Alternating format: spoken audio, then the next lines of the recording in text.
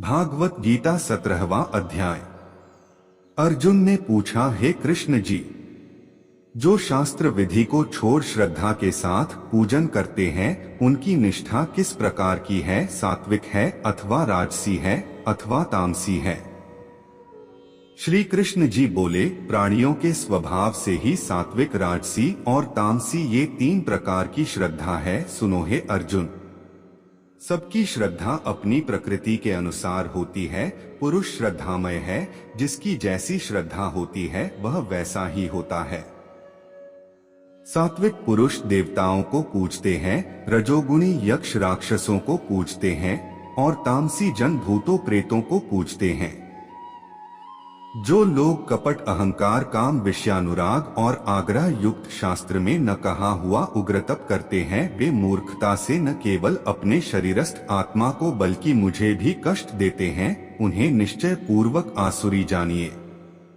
प्रत्येक को तीन प्रकार का आहार प्रिय है। उसी तरह यज्ञ, तप और दान भी तीन प्रकार के हैं, जिनके भेद सुनिए। आयु, सत्व, बल, आरोग्य, सुख और प्रीति को बढ़ाने वाले रस धृत युक्त पोषक और आनंददायक आहार सात्विकों को प्रिय है। कड़वे, खट्टे, नमकीन, गर्म, तीखे, रूखे, चरपरे तथा दुहक, शोक और रोगजनक भोजन राजसी लोगों को प्रिय है। पहरों को रखा हुआ अनिरस, दुर्गंध युक्त, वासी, उच्छिष्ट, अपवित्र भोजन तामस लोगों को अच्छा लगता है। यज्ञ करना ही है, ऐसे मन को दृढ़ करके फल के इच्छा बिना विधि पूर्वक जो यज्ञ किया जाता है वह सात्विक है। हे भारत श्रेष्ठ, फल की कामना से और लोक दिखाने के लिए जो यज्ञ किया जाता है उसे राजस जानो। शास्त्र की विधि से हीन, अन्न दान से रहित, मंत्रहीन और बिन श्रद्धा के किया हुआ यज्ञ तामस कहता है। देवता, दिव्य, गुरु और विद्वान इनका पूजन पवित्रता, सरलता, ब्रह्मचर्य और अहिंसा का आचरण करना शारीरिक तप है। जिस वाक्य से किसी का दिल न दुखे, सत्यप्रिय, हितकारी भाषण, स्वाध्याय का अभ्यास वाचिक तप है। मन की प्रसन्नता, चित्त को शांति, मौन, आत्मा निग्रह और निष्कपट रहना यह मानसिक तप है। यह तीनों प्रकार का तप यदि श्रद्धा से फल की इच्छा त्याग कर और भोग युक्त होकर किया जाए तो सात्विक तप कहलाता है। जो अपना आदर और बड़ाई कराने के लिए दंभ पूर्वक किया जाता है वह अनिवार्य और क्षणिक तप राजस है। दुराग्रह से आत्मा को कष्ट देकर व दूसरे के नाश के लिए किया जाए उसे तामस तप कहते हैं। फल की इच्छा त्याग, उत्तम बुद्धि से उत्तम स्थान में सत्पात्र को बदले में कोई वस्तु लेने की इच्छा बिना दिया जाता है उसे सात्विक दान कहते हैं। जो दान प्रत्युकार अथवा किसी फल की इच्छा से कलेश पूर्वक किया जाता है उसे राजस दान कहते हैं। अयोग्य स्थान पर, अयोग्य समय में, अयोग्य पुरुषों को असत्कार और निरादर के साथ जो दान किया जाता है उसे तामस दान कहते हैं। तत् और सत ये तीन ब्रह्मा के नाम है। इन्हीं से आदि काल में ब्राह्मण, यज्ञ और वेद बने हैं। इसी से ज्ञानी पुरुष यज्ञ, दान और तप आदि शास्त्रोक्त क्रियाएं उच्चारण के साथ करते हैं।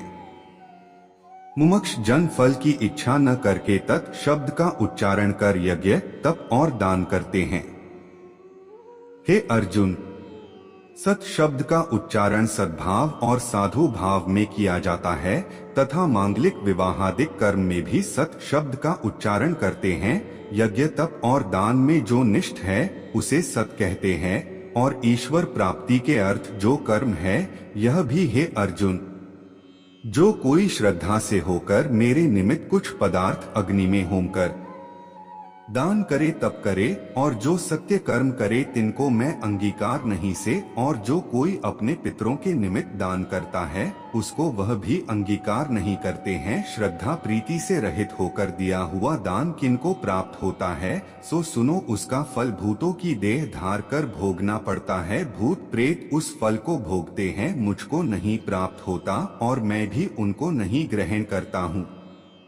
भागवत गीता 17वां अध्याय समाप्तम। भागवत गीता 17वां अध्याय का महात्म्य। श्री भगवान जी बोले, मंडलीक नाम देश में दुष्सान नाम का राजा था।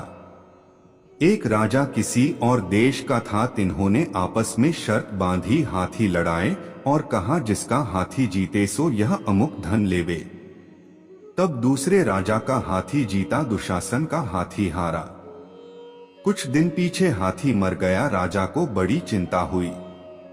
एक द्रव्य गया, दूसरे हाथी मरा, तीसरे लोगों की हंसी।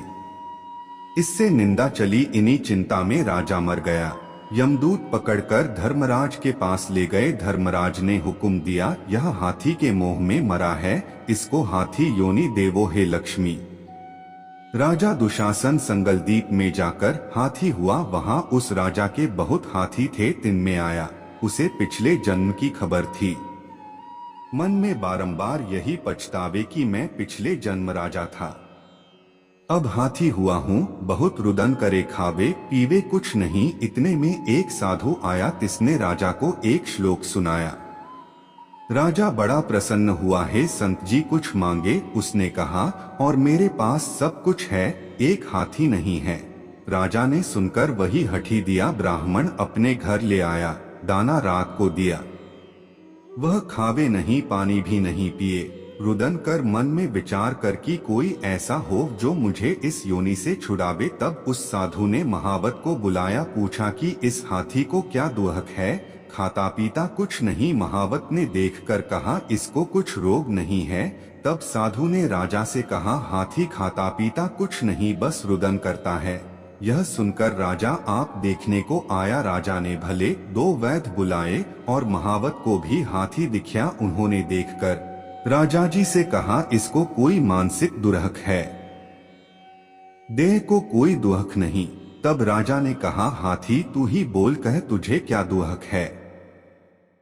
परमेश्वर की शक्ति से मनुष्यों की भाषा में हाथी ने कहा, राजन तू बड़ा धर्मज्ञ है, यह ब्राह्मण भी बुद्धिमान है। इसके हक का अन्न खावे, जो बड़ा धर्मात्मा हो मुझको क्यों मिले। तब साधु ने कहा, हे राजा अपना हाथी फेर ले। राजा ने कहा, दान किया मैं नहीं फेरता, यह हाथी मरे या जीवे। तब हाथी ने कहा, हे संत जी तू मत कल्प, तेरे घर में कोई गीता की पोथी हो तो मुझे 17वें अध्याय का पाठ सुनाओ। तब उस साधु ने ऐसा ही किया। हे लक्ष्मी, 17वें अध्याय का पाठ सुनते ही तत्काल हाथी की देह छूटी, आकाश से विमान आए। देव देही पाकर विमानों पर चढ़ के राजा के सामान आ खड़ा हुआ। राजा की स्तुति करी, राजन तू धन्य है, तेरी कृपा से मैं इस अधम देह से छूटा हूँ। राजा को अपनी पिछली कहानी सुनाई।